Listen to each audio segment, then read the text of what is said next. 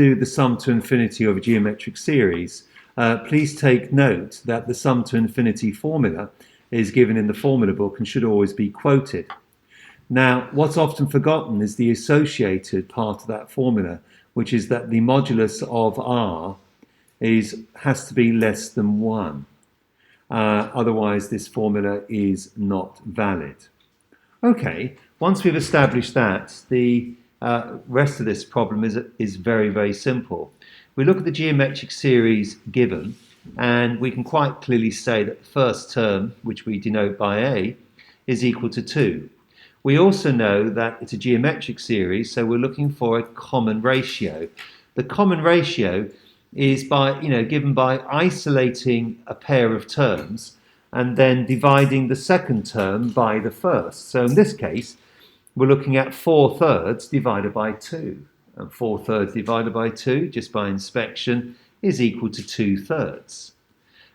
Once we've established the value of a and the value of r, then we quote the sum to infinity formula, which is a over 1 minus r, under the very necessary and sufficient condition that the modulus of r must be less than 1, which is clearly satisfied by the fact that r is equal to 2/3.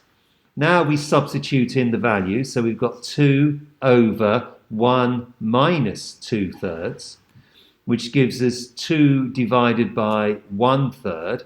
And how many 1/3s fit into 2?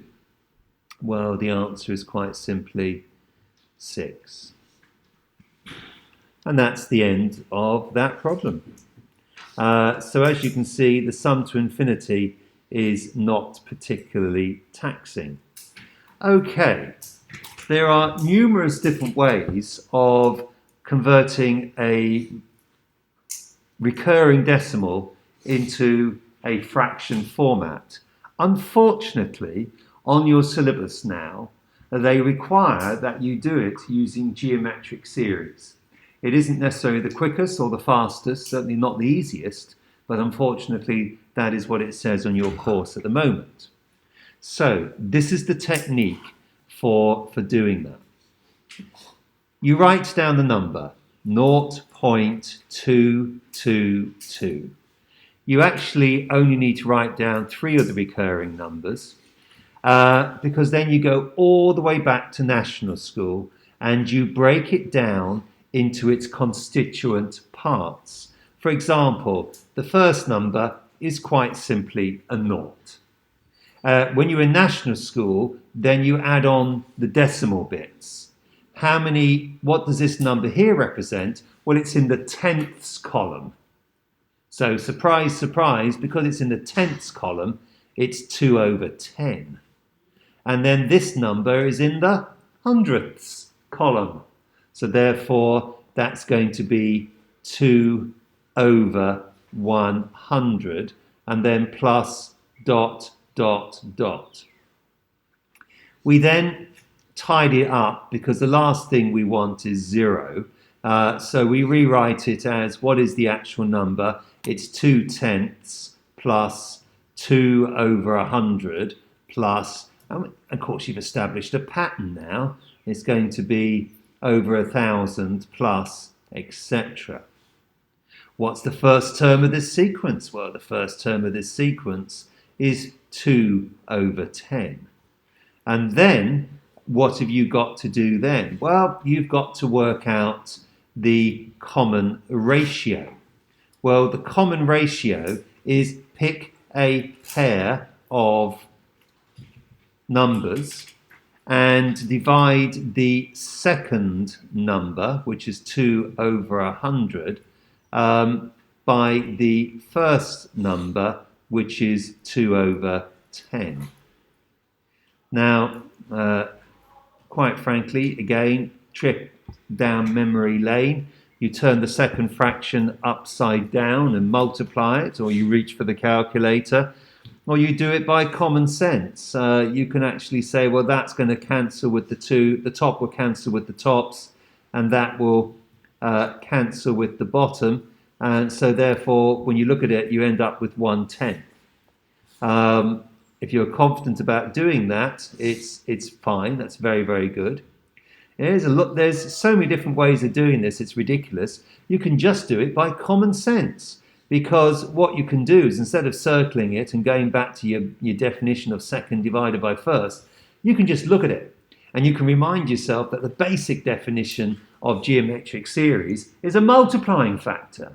So you say to yourself, what do you multiply a 1 by to get 2? And the answer is, quite simply, a 1. And what do you multiply a 10 by to get 100? And the answer is a 10. And that's the easiest way to do it. I did decide to show you both because you do get sucked into these definitions, second divided by first, and sometimes thinking goes out the window. So go back to the basic definition. Geometric series for something like this is a multiplying factor, and you can just do it by inspection. Now, once we've done that, when we're looking for a recurring decimal, it's clearly summing it forever. It's going on to infinity.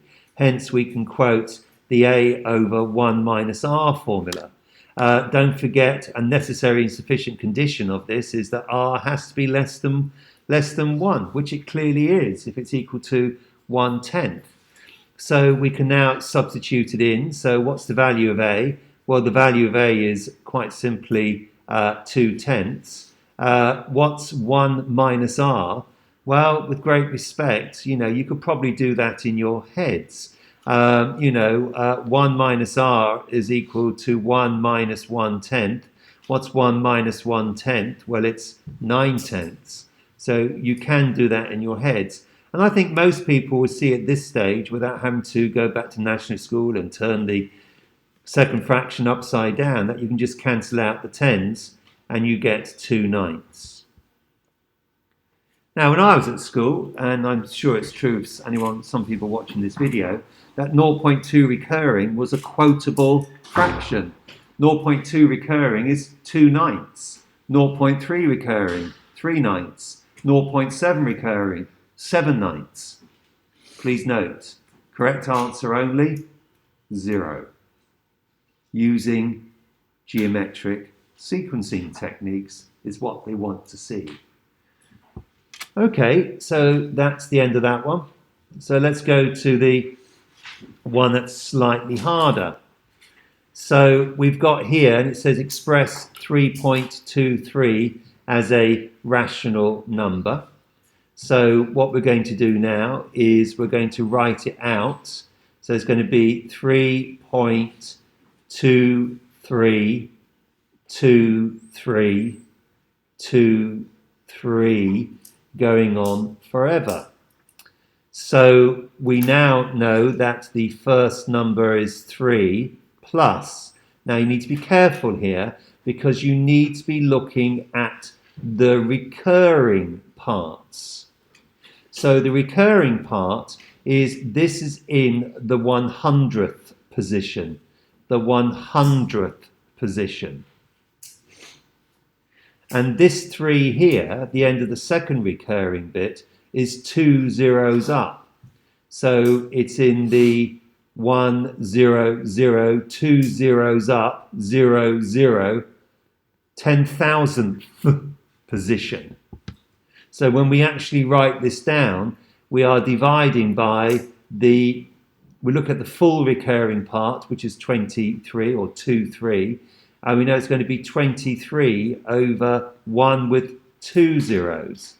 The next one is 23. What position does the 3 lie in? Well, it lies in the position where there's going to be 1, 0, 2, 0, 3, 0, 4 zeros. So therefore, it's going to be 23 over 1 with 4 zeros plus ... Now, this is where people make mistakes, because the 3 at the front is a bit of a red herring because it's not part of the geometric. The only bit that's geometric is this bit here. So when I'm doing it, once I've identified the bit which is geometric, I throw in sum to infinity in here. So it's 3 plus a sum to infinity. So it's going to be 3 plus a over 1 minus r. And now I'm going to work out what A is. But for goodness sake, don't write down A is equal to 3. Remind yourself that the geometric sequencing part is here. So the A is in actual fact 23 over 100. Now we saw the trick in the previous example that we're not going to do the second divided by the first. We're going to actually look at a common sense approach. What's the multiplying factor for the top position? Well, it's a 1. What's the multiplying factor for the bottom position? Well, 100 grew 2 more zeros. So therefore, we must be multiplying by 1 over 100. So we must be the top is being multiplied by 1 and the bottom is being multiplied by 100. Is the modulus of r less than 1?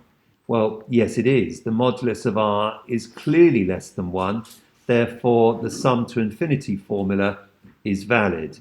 So we progress. 3 plus, what's the value of a? 23 over 100. What are we dividing by? Well, we're dividing by 1 minus r. Let's do the working out for it here. 1 minus r is 1 minus 1 over 100. 1 minus 1 over 100 is 99 over 100. So we substitute that back in. Same trick as before. We can cancel out the hundreds. So our answer is now 3 plus 23 over 99. Now, what's the answer for that? Well, again, going back to national school, because it says, oh, hang on a minute, it says express it as a rational number. Well, that means you've got to write it as a top-heavy fraction. You can't write it as 3 and 23 over 29. So if you're nervous, then you reach for a calculator and you type it in. But of course, 399s is 300 less 3. So it's 297. And 297 plus 23 is 320. So you're going to have 320 over 99. Okay, and that's the final answer.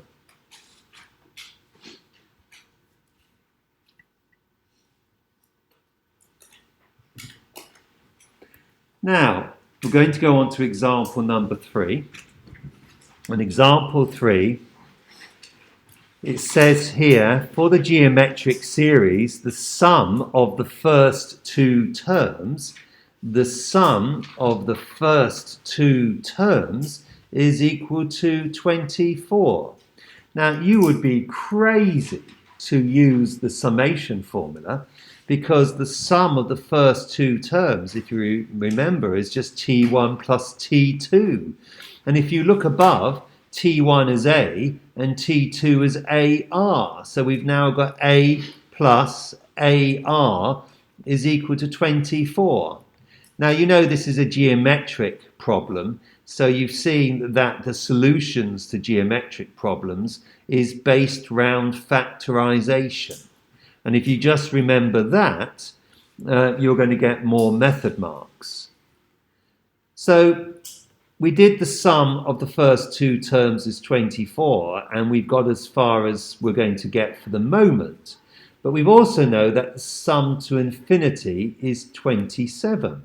So here, sum to infinity is 27. We know from the formula book that A over 1 minus R is the formula for the sum to infinity. So we've now got that. And what we can do is we can cross multiply or multiply both sides by 1 minus R. If we multiply both sides by 1 minus R, we're going to get A is equal to 27 on 1 minus R. Now, what we have here is we've got A isolated on its own. And now we're going back to what we were doing last year. And when we've got something isolated on its own, we can substitute it into another problem. So let's have a look at that now. So we've got A is equal to 27 bracket 1 minus R. So we can replace this A by that value.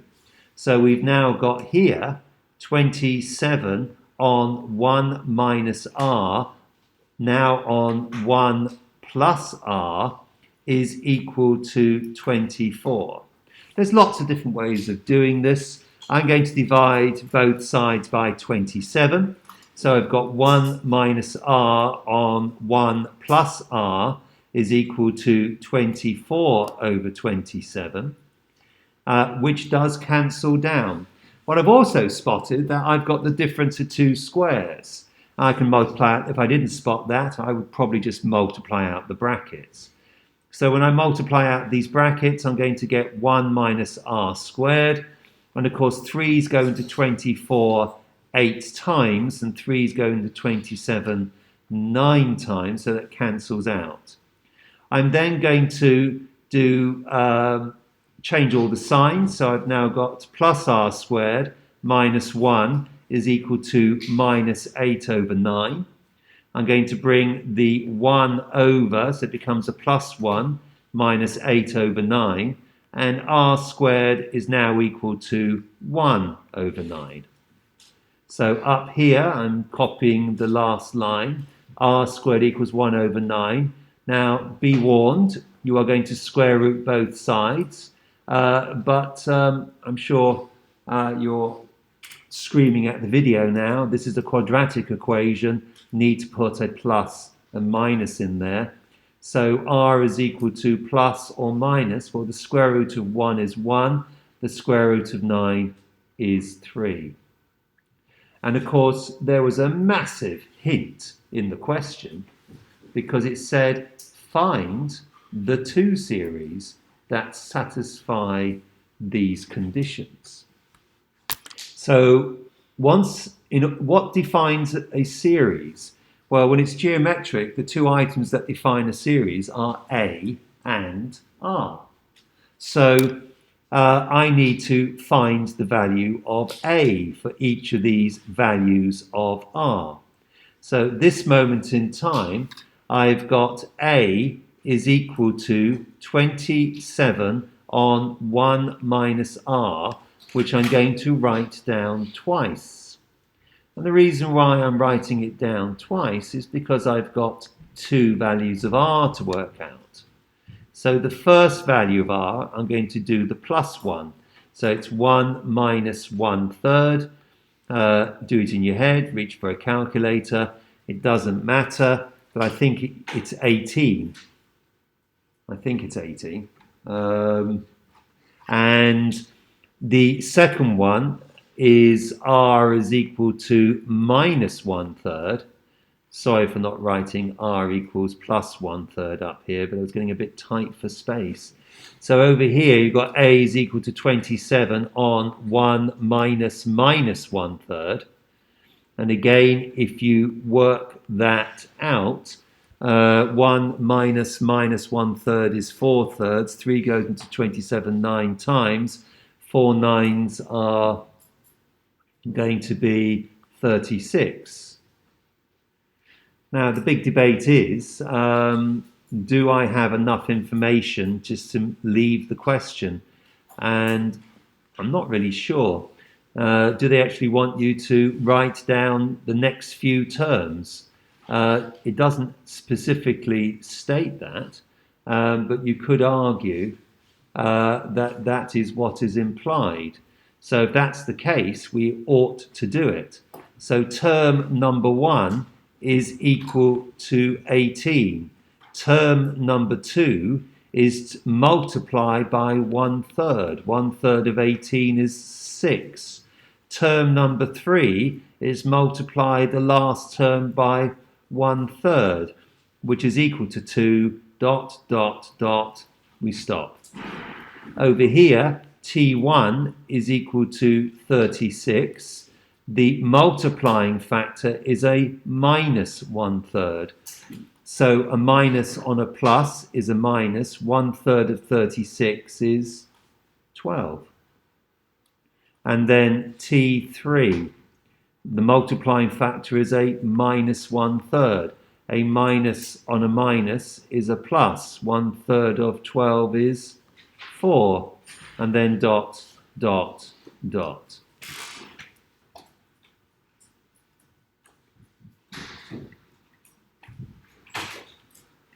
And that's going to be the end of the examples for today's lesson.